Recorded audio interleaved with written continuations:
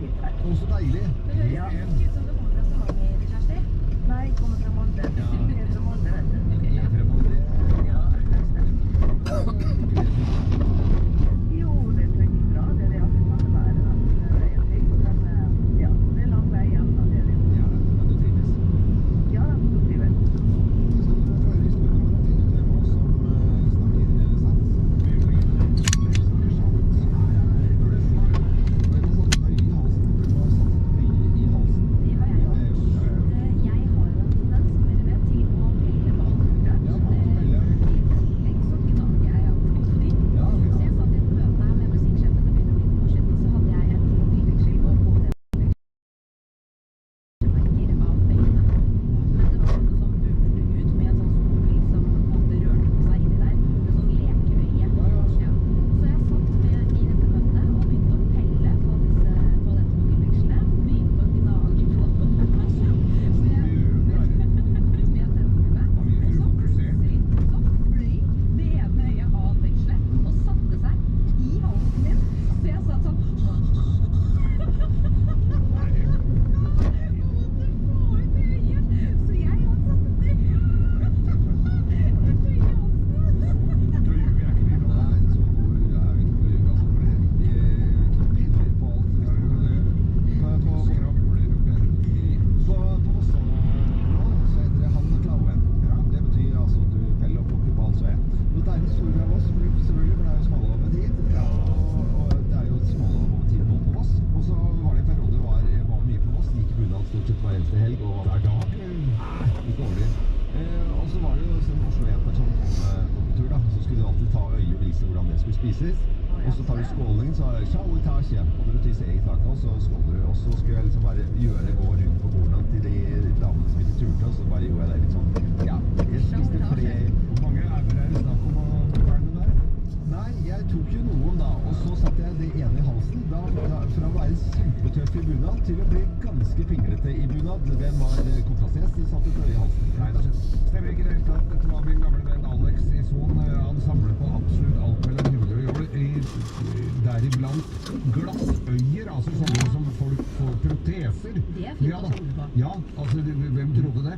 Og så hadde vi nachspiel hjemme hos han, og så var det gin tonic, og så skulle han kødde, og så hadde han lagt sånne glassøyer som lå og fløyt nedi der, for det er jo hule glassøyer, lå og fløyt nedi i det der, i drinken. Ja. Og jeg mæler på, tenkte det var noe godteri eller et eller annet. Så viste det seg da. Hvordan var det lyden din? Ja, sånn ja, ok. Hvem har satt et øye i halsen, tror du da, Kjersti fra Molde, men bor i Stavanger? Ja, altså de andre øyene til Øyvind og Geir var litt store og sett i halsen, tenker jeg. Så jeg tror på Kim i dag. Jeg tror på Kim i dag, ja. Det er helt riktig! Ja da. Og nå har jeg altså et helt hvitt A4-ark foran seg på bordet, bare siden vi kom her for ikke så lenge siden. Da har jeg kludret ned, så det er høl i arket, for det kludrer og blokker og mikrofonstativer og alt Det er en forskjellig. strategi for å få bukt med indre uro. Ja, indre uro, det er sånn, også innimellom, hvis Kim har litt sånn rar stemme på mikrofonen, så er det for at hun sitter med hendene oppe, og skriter sånn, ja, nå kommer det ingen sånn, nei, men du har blitt voksen nå, du må roe deg ned, liksom. Jeg kommer aldri til å forandre meg. Kjører den. Nei, men det er helt riktig, Kim. Jeg er akkurat likedan når jeg er 57 år, så det er helt greit. Ja, det er indre alderen til Kim også, så det er ikke noe problem. Bra. Kjæreste, du får morgenklubb 6 eksklusiv kaffekopp. Den sender vi til, ikke til Molde, men til Stavanger, hvor de bor av. Ha det. Stavanger, ja. Dette er Radio Norge. Det er hele landet, også Molde og Stavanger. Coldplay kommer her, Viva la vida.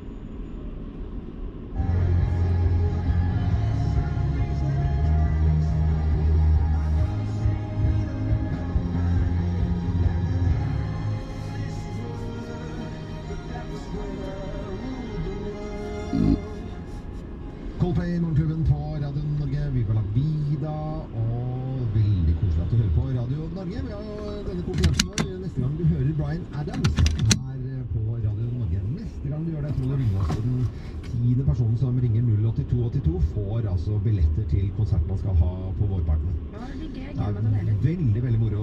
Så 08282 neste gang du hører Bryan Adams og den 10. telefonen.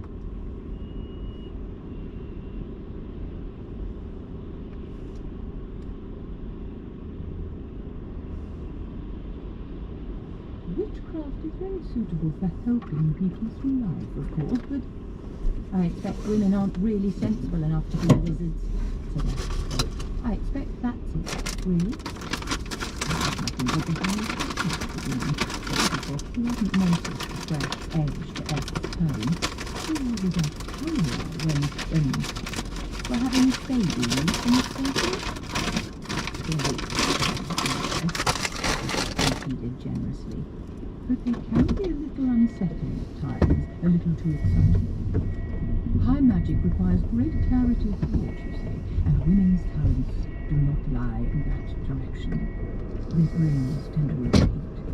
I'm sorry to say there is only one door into wizardry, and that is the main gate at Unseen University, and no woman has ever passed through it. Tell me, said Esther, what good is high magic exactly? Treacle smiled at her. High magic, my child, he said, can give us everything we want. Oh, so put all this wizard nonsense out of your head, all right? Treacle gave her a benevolent smile. What is your name, child? Escarina. And why do you go to Ankh, my dear? I thought I might seek my fortune, muttered Esk. But I think perhaps girls don't have fortunes to seek. Are you sure wizards give people what they want? Of course. That is what high magic is for. I see. The whole caravan was travelling only a little faster than walking pace.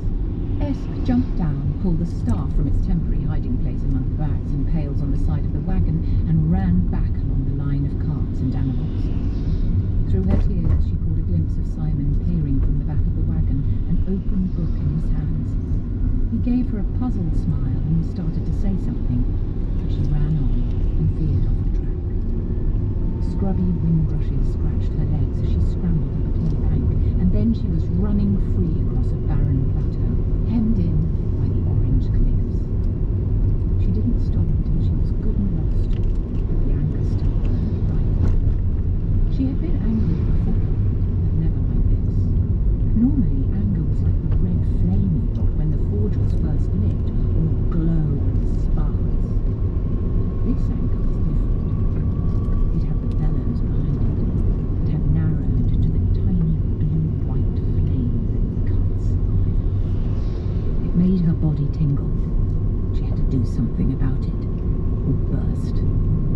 Why was it that when she heard Granny ramble on about witchcraft, she longed for the cutting magic of wizardry? But whenever she heard Treacle speak in his high-pitched voice, she would fight to the death for witchcraft. She'd be both, or none. And the more they intended to stop her, the more she'd be a witch and a wizard too, and she would show them. Esk sat down under a low-spreading juniper bush at the foot of a steep, sheer cliff, her mind seething with plans and anger. She could sense doors being slammed before she had barely begun to open them. Treacle was right. They wouldn't let her inside the university. Having a staff wasn't enough to be a wizard. There had to be training too, and no one was going to train her. The midday sun beat down off the cliff, and the air around Esk began to smell of bees and gin. She lay back, looking at the near-purple dome of the sky through the leaves, and eventually she fell asleep. One side effect of using magic is that one tends to have realistic and disturbing dreams. There is a reason for this, but even thinking about it is enough to give a wizard nightmares. The fact is that the minds of wizards can give thoughts a shape. Witches normally work with what actually exists in the world, but a wizard can, if it's good enough, put flesh on his imagination. This wouldn't cause any trouble if it wasn't for the fact that the little circle of candlelight, loosely called the universe of time and space, is adrift in something much more unpleasant and unpredictable. Strange things circle and grunt outside the flimsy stockades of normality. There are weird hootings and howlings in the deep crevices at the edge of time. There are things so horrible that even the dark is afraid of them. Most people don't know this, and this is just as well, because the world could not really operate if everyone stayed in bed with the blankets over their head, which is what would happen if people knew what horrors lay a shadow's width away.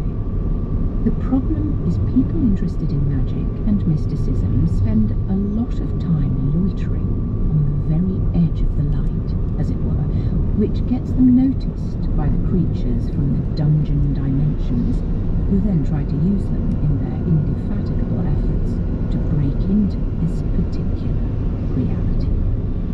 Most people can resist this, but the relentless probing by the things is never stronger than when the subject is asleep. Bel Shamharoth, Cahuligan, the Insider, the hideous old dark gods of the Necrotelecomnicon, the book known to certain mad adepts by its true name of Liber Paginarum Fulvarum, are always ready to steal into a slumbering mind. The nightmares are often colourful and always unpleasant. Esk had got used to them ever since that first dream after her first borrowing, and familiarity had almost replaced terror. When she found herself sitting on a glittering, dusty plain under unexplained stars, she knew it was time for another one. Drat, she said. All right, come on then. Bring on the monsters. I just hope it isn't the one with his winkle on his face. But this time it seemed that the nightmare had changed. Esk looked around and saw, rearing up behind her, a tall black castle. Its turrets disappeared among the stars. Lights and fireworks and interesting music cascaded from its upper battlements. The huge double doors stood invitingly open. There seemed to be quite an amusing party going on in there. She stood up, brushed the silver sand off her dress, and set off for the gates. She had almost reached them when they slammed. They didn't appear to move. It was simply that in one instant they were lounging ajar, and the next they were tight shut with a clang that shook the horizons. Esk reached out and touched them. They were black, and so cold that ice was beginning to form on them. There was a movement behind her. She turned around and saw the staff, without its broomstick disguise, standing upright in the sand. Little worms of light crept around its polished wood and crept around the carvings no one could ever quite identify. She picked it up and smashed it against the doors. There was a shower of octarine sparks, but the black metal was unscathed. Esk's eyes narrowed. She held the staff at arm's length and concentrated until a thin line of fire leapt from the wood and burst against the gate. The ice flashed into steam, but the darkness, she was sure now that it wasn't metal, absorbed the power without so much as glowing. She doubled the energy, letting the staff put all its stored magic into a beam that was now so bright that she had to shut her eyes and could still see it as a brilliant line in her mind. Then it winked out. After a few seconds, Esk ran forward and touched the doors gingerly. Coldness nearly froze her fingers off. And from the battlements above, she could hear the sound of sniggering. Laughter wouldn't have been so bad, especially an impressive, demonic laugh with lots of echo, but this was just sniggering. It went on for a long time. It was one of the most unpleasant sounds Esk had ever heard. She woke up shivering. It was long after midnight and the stars looked damp and chilly. The air was full of the busy silence of the night, which is created by hundreds of small furry things treading very carefully in the hope of finding dinner while avoiding being the main course. A crescent moon was setting, and a thin grey glow towards the rim of the world suggested that, against all probability, another day was on the cards. Someone had wrapped Esk in a blanket. "I know you're awake," said the voice of Granny Weatherwax. "You could make yourself useful and light a fire. There's damn all wood in these parts." Esk sat up and clutched at the juniper bush. She felt light enough to float away. "Fire?" she muttered.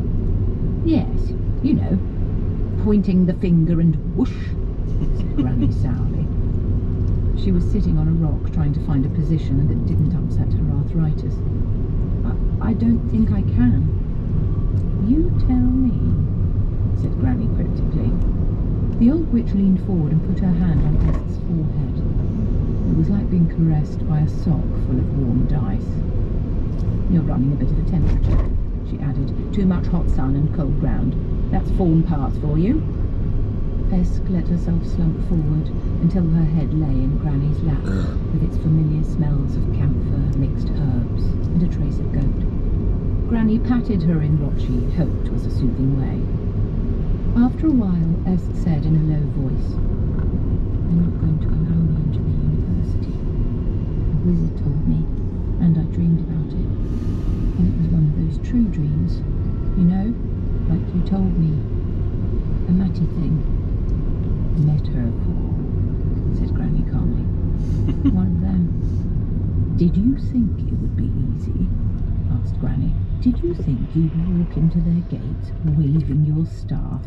Here I am. I want to be a wizard, thank you very much."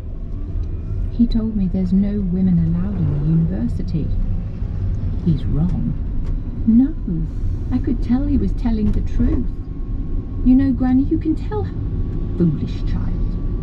All you could tell was that he thought he was telling the truth. The world isn't always as people see it." "I don't understand," said Esk. "You'll learn," said Granny. "Now tell me, this dream. They wouldn't let you into their university, right?" "Yes, and they laughed. And then you tried to burn down the doors?" Esk turned her head in Granny's lap and opened a suspicious eye. "How did you know?" Granny smiled, but as a lizard would smile. "I was miles away," she said. "I was bending my mind towards you, and suddenly you seemed to be everywhere. You shone out like a beacon, so you did. As for the fire, look around." In the half-light of dawn, the plateau was a mass of baked clay. In front of Esk, the cliff was glassy and must have flowed like tar under the onslaught. There were great gashes across it which had dripped molten rock and slag. When Esk listened, she could hear the faint pink, pink of cooling rock. "Oh," she said. "Did I do that?" "So it would appear," said Granny. "But I was asleep. I was only dreaming." "It's the magic," said Granny. "It's trying to find a way out. The witch magic and the wizard magic are, I don't know, sort of feeding off each other, I think." Esk bit her lip. "What can I do?" she asked. "I dream of all sorts of things." "Well, for a start, we're going straight to the university," decided Granny. "They must be used to apprentices not being able to control magic and having hot dreams, else the place would have burned down years ago." She glanced towards the ring and then down at the broomstick beside her. "We will pass over the running up and down, the tightening of the broomstick's bindings, the muttered curses against dwarves, the brief moments of hope as the magic flickered fitfully, the horrible black feelings as it died, the tightening of the bindings again, the running again, the sudden catching of the spell, the scrambling aboard, the yelling, the take-off." Esk clung to Granny with one hand and held her staff in the other as they, frankly, pottered along a few hundred feet above ground. A few birds flew alongside them, interested in this new flying tree. "Bugger off!" screamed Granny, taking off her hat and flapping it. "Going very fast, Granny," said Esk. "You're going quite fast enough for me." Esk looked around. Behind them, the rim was a blaze of gold, barred with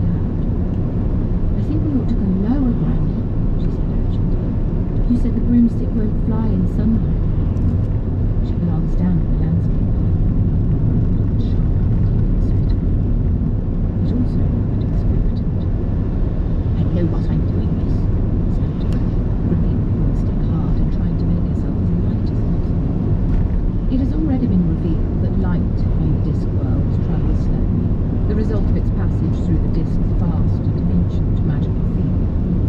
So dawn isn't the sudden affair that it is on other worlds. The new day doesn't erupt, it sort of sloshes gently across the sleeping landscape, in the same way that the tide sneaks in across the beach, melting the sandcastles of the night. It tends to flow around mountains. If the trees are close together, it comes out of woods cut to ribbons and sliced with shadows. An observer on some suitable high point, let's say for the sake of argument, a wisp of cirrostratus on the edge of space, would remark on how lovingly the light spreads across the land, how it leaps forward on the plains and slows down when it encounters high ground, how beautifully it... Actually, there are some kinds of observers who, faced with all this beauty, will whine that you can't have heavy light and certainly wouldn't be able to see it even if you could. To which one can only reply, so how come you're standing on a cloud? So much for cynicism. But down on the disk itself, the broomstick barreled forward on the cusp of dawn, dropping ever backward in the shadow of night. Granny! Day burst upon them. Ahead of the broomstick, the rocks seemed to flash into flame as the light washed over them. Granny felt the stick lurch and stared with horrified fascination at the little scudding shadow below them. It was getting closer. What will happen when we hit the ground? That depends if I can find some soft rocks, said her occupied voice. The broomstick's going to crash. Can't we do anything? Well, I suppose we could get off. Granny, said Esk, in the exasperated and remarkably adult voice children use to berate their wayward elders. I don't think you quite understand. I don't want to hit the ground. It's never done anything to me. Granny was trying to think of a suitable spell and regretting that headology didn't work on rocks, and had she detected the diamond edge to Esk's tone, perhaps she wouldn't have said, "Tell the broomstick that then." They would indeed have crashed. But she remembered in time to grab her hat and brace herself. The broomstick gave a shudder, tilted, and the landscape blurred. It was really quite a short trip, but one that Granny knew she would always remember, generally around 3 o'clock in the morning after eating rich food. She would remember the rainbow colours that hummed in the rushing air, the horrible, heavy feeling, the impression that something very big and heavy was sitting on the universe. She would remember Esk's laughter. She would remember, despite her best efforts, the way the ground sped below them, whole mountain ranges flashing past with nasty, zipping noises. Most of all, she would remember catching up with the night. It appeared ahead of her, a ragged line of darkness running ahead of the remorseless morning. She stared in horrified fascination as the line became a blot, a stain, a whole continent of blackness that raced towards them. For an instant, they were poised on the crest of the dawn as it broke in silent thunder on the land. No surfer ever rode such a wave, but the broomstick broke through the ball of light and shot smoothly through into the coolness beyond. Granny let herself breathe out. Darkness took some of the terror out of the flight. It also meant that if Esk lost interest, the broomstick ought to be able to fly under its own rather rusty magic. Granny said, and cleared her bone-dry throat for a second try, "Esk, this is fun, isn't it? I wonder how I make it happen." "Yes, fun," said Granny weakly. "But can I fly the stick, please? I don't want us to go over the edge." "Please? Is it true that there's a giant waterfall all around the edge of the world and you can look down and see stars?" said Esk. "Yes. Can we slow down now?" "I'd like to see it." "No. No, not now." The broomstick slowed. The rainbow bubble around it vanished with an audible pop. Without a jolt, without so much as a shudder, Granny found herself flying at a respectable speed again. Granny had built a solid reputation on always knowing the answer to everything. Getting her to admit ignorance, even to herself, was an astonishing achievement. But the worm of curiosity was chewing at the apple of her mind. "How," she said at last, "did you do that?" There was a thoughtful silence behind her. Then Esk said, "I don't know. I just needed it, and it was in my head. Like when you remember something you've forgotten." "Yes, but how?" I don't know. I just had a picture of how I wanted things to be, and I sort of went into the picture." Granny stared into the night. She had never heard of magic like that, but it sounded awfully powerful and probably lethal. Went into the picture. Of course, all magic changed the world in some way. Wizards thought there was no other use for it. They didn't truck with the idea of leaving the world as it was and changing the people. But this sounded more literal. It needed thinking about. On the ground. For the first time in her life, Granny wondered whether there might be something important in all these books people were setting such store by these days, although she was opposed to books on strict moral grounds, since she had heard that many of them were written by dead people, and therefore it stood to reason reading them would be as bad as necromancy. Among the many things in the infinitely varied universe with which Granny did not hold was talking to dead people, who, by all accounts, had enough troubles of their own. But not, she was inclined to feel, as many as her. She looked down bemusedly at the dark ground and wondered vaguely why the stars were below her. For a cardiac moment she wondered if they had indeed flown over the edge, and then she realised that the thousands of little pinpoints below her were too yellow and flickered. Besides, whoever heard of stars arranged in such a neat pattern? "It's very pretty," said Esk. "Is it a city?" Granny scanned the ground wildly. If it was a city, then it was too big. But now she had time to think about it. It certainly smelled like a lot of people. The air around them reeked of incense and grain and spices and beer, but mainly of the sort of smell that was caused by a high water table, thousands of people, and a robust approach to drainage. She mentally shook herself. The day was hard on their heels. She looked for an area where the torches were dim and widely spaced, reasoning that this would mean a poor district, and poor people did not object to witches, and gently pointed the broom handle down. She managed to get within 5 feet of the ground before dawn arrived for the second time. Fuck. The gates were indeed big and black, and looked as if they were made out of solid darkness. Granny and Esk stood among the crowds that thronged the square outside the university and stared up at them. Finally, Esk said, "I can't see how people get in." "Magic, I expect," said Granny sourly. "That's wizards for you. Anyone else would have bought a door knocker." She waved her broomstick in the direction of the tall doors. "You've got to say some hocus-pocus word to get in, I shouldn't wonder," she added. They had been in Ankh-Morpork for 3 days, and Granny was beginning to enjoy herself, much to her surprise.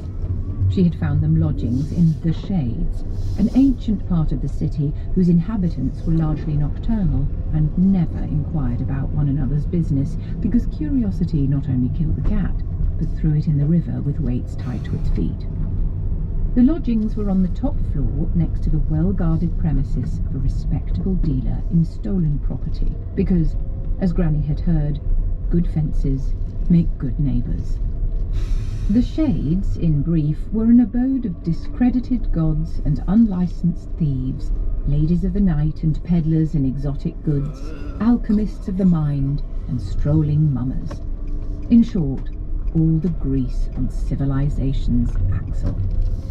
And yet, despite the fact that these people tend to appreciate the soft magics, there was a remarkable shortage of witches.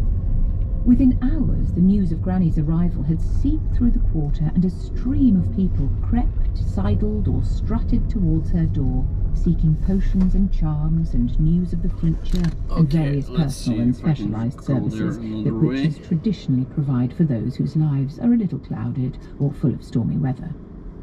She was at first annoyed, and then embarrassed, and then flattered. Her clients had money, which was useful, but they also paid in respect, and that was a rock-hard currency. In short, Granny was even wondering about the possibility of acquiring slightly larger premises with a bit of garden and sending for her goats. The smell might be a problem, but the goats would just have to put up with it. They had visited the sites of Ankh-Morpork, its crowded docks, its many bridges, its souks, its kasbahs, its streets lined with nothing but temples. Granny had counted the temples with a thoughtful look in her eyes. Gods were always demanding that their followers acted other than according to their true natures, and the human fallout this caused made plenty of work for witches. The terrors of civilization had so far failed to materialize, although a cut purse had tried to make off with Granny's handbag. To the amazement of passers-by, Granny called him back, and back he came, fighting his feet, which had totally ceased to obey him. No one quite saw what happened to her eyes when she stared into his face, or heard the words she whispered in his cowering ear, but he gave her back all her money, plus quite a lot of money belonging to other people, and before she let him go, had promised to have a shave, stand up straight, and be a better person for the rest of his life. Better person for the rest of his life. By nightfall, Granny's description was circulated to all the chapter houses of the Guild of Thieves, Cut-Purses, Housebreakers, and allied trades, with strict instructions to avoid her at all costs. A very respectable body, which in fact represented the major law enforcement agency in the city. The reason for this is as follows. The guild was given an annual quota, which represented a socially acceptable level of thefts, muggings, and assassinations, and in return saw to it, in very definite and final ways, that unofficial crime was not only rapidly stamped out, but knifed, garroted, dismembered, and left around the city in an assortment of paper bags as well. This was held to be a cheap and enlightened arrangement, except by those malcontents who were actually mugged or assassinated, and refused to see it as their social duty, and it enabled the city's thieves to plan a decent career structure, entrance examinations and codes of conduct similar to those adopted by the city's other professions, which, the gap not being very wide in any case, they rapidly came to resemble. Thieves, being largely creatures of the night themselves, no trouble when it stares them in the face. Granny had also written 2 more letters to the university. There had been no reply. "I like the forest best," said Esther. "I don't know," said Granny. "This is a bit like the forest, really. Anyway, people certainly appreciate a witch here. They're very friendly," Esther conceded.